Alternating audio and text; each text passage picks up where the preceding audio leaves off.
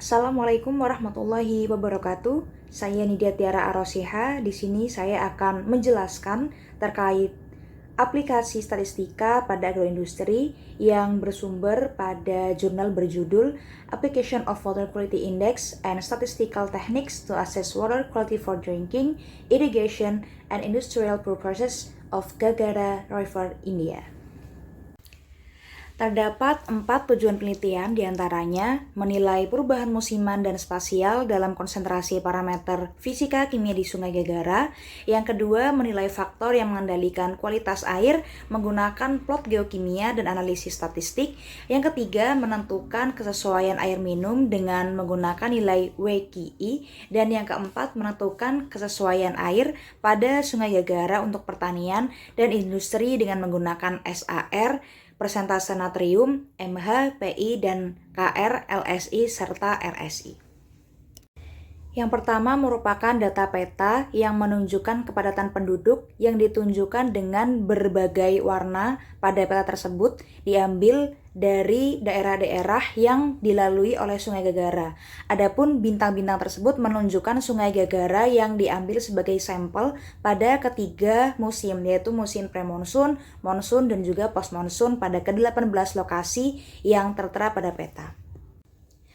Selanjutnya pada tabel ini menunjukkan indeks apa saja yang berpengaruh pada kelayakan air. Di antaranya terdapat indeks Water Quality Index, kemudian sodium absorption ratio, sodium percentage, Kelly's ratio, permeability index, dan yang lain sebagainya.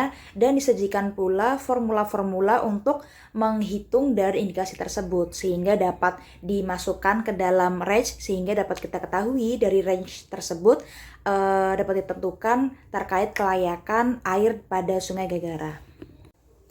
Data selanjutnya menunjukkan pengukuran terkait parameter-parameter yang harus diukur pada setiap sampel, yaitu 18 sampel Sungai Gagara di 18 lokasi yang kemudian disajikan dalam jangkauan rata-rata serta standar deviasi, karena pengukuran ini dilakukan oleh 18 lokasi sehingga harus dicari jangkauan rata-rata serta standar deviasi sebagai data yang harus kita kumpulkan. Selanjutnya adalah data statistik analisis dari variansi ANOVA pada 95 konfidensi untuk variasi musiman dan spasial parameter fisiko-kimia pada sistem Sungai Gagara. Dari alasan pengumpulan datanya untuk menunjukkan adanya perubahan beberapa aspek seperti temperatur, pH, dan kandungan-kandungan lain pada Sungai Gagara berdasarkan variasi musiman spasial pada tabel ketiga, sehingga dikumpulkan untuk menunjukkan seberapa signifikan variansi konsentrasi parameter fisikokimia pada variansi spasial dan musiman. Dari data sebelumnya kemudian dibuat secara ringkas dalam data plot kotak ini sehingga dapat tervisualisasi sehingga terbentuk ringkasan pula berupa box yang menunjukkan parameter fisikokimia pada variansi musiman. Selanjutnya merupakan data plot Gibbs yang menunjukkan adanya proses yang mengendalikan kimiawi ion-ion utama di Sungai Gagara. Dan alasan dari pengambilan data ini untuk menunjukkan rasio TDS sehingga teridentifikasi 3 proses besar, yaitu presipitasi, pelapukan batuan, serta kristalisasi penguapan yang mengontrol kimia air permukaan. Plot ini untuk menunjukkan pula faktor utama yang berkontribusi pada ion-ion air Sungai Gagara, di mana dalam penelitian ini ditemukan faktor utamanya adalah pelapukan batu. Data selanjutnya menunjukkan adanya kation dan anion dominan di Sungai Gagara berupa data plot Piper. Dan dari alasan pengumpulan data ini untuk menunjukkan adanya distribusi dominasi kelimpahan dari kation dan anion di Sungai Gagara pada musim postmonsun, premonsun, dan monsun yang dibedakan menggunakan warna yang berbeda. Seperti yang tertera pada data, warna merah untuk menunjukkan distribusi postmonsun, warna biru untuk menunjukkan distribusi premonsun, dan warna hitam menunjukkan distribusi pada periode monsun. Di Sungai Gagara ternyata ditemukan dominasi kation dan anion kalsium dan HCO3. Data selanjutnya menunjukkan matriks korelasi parameter fisika kimia pada ketiga musim, yaitu musim premonsun, monsun, dan postmonsun pada sistem Sungai Gara, dan dilakukan untuk memperoleh data yang akan dianalisis lebih lanjut mengenai indeks kelayakan air.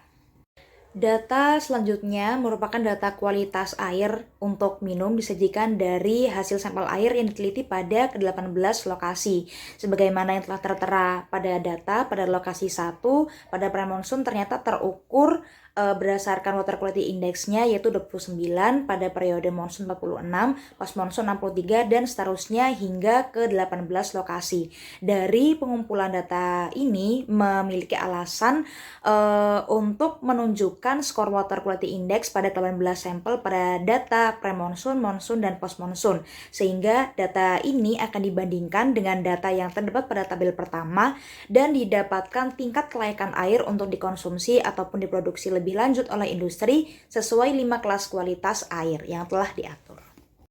Data sebelumnya menunjukkan terkait kelayakan untuk diminum, dan data yang saat ini menunjukkan kesesuaian untuk pertanian dan industri pada premonsun, monsun, dan postmonsun pada sistem Sungai Gegara.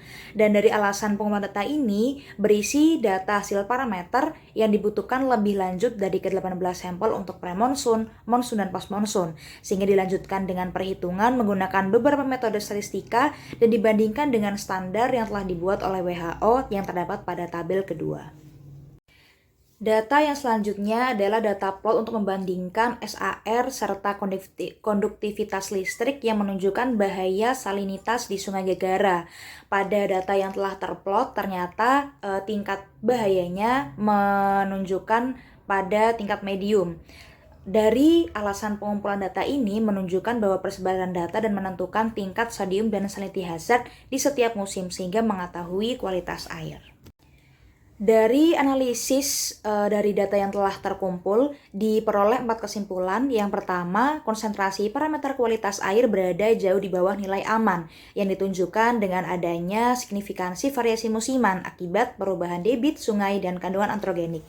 Yang kedua, indeks kesesuaian pertanian termasuk SAR, persentase natrium, KI, PI, nilai PS, MH, dan RSBC menunjukkan kesesuaian air untuk irigasi. Yang ketiga, nilai indeks LSI menunjukkan bahwa air berpotensi menimbulkan kematian, sehingga tidak cocok untuk keperluan industri karena bersifat korosif. Kemudian kesimpulan yang terakhir adalah degradasi air sungai dapat diminimalkan dengan menyadap saluran air dan membatasi pembuangan limbah yang tidak diolah ke sungai melalui sumber-sumber tertentu, serta mengurangi penggunaan pupuk dan pestisida. Sekian yang dapat saya sampaikan. Apabila terdapat banyak kekurangan, mohon dimaafkan. Terima kasih. Wassalamualaikum warahmatullahi wabarakatuh.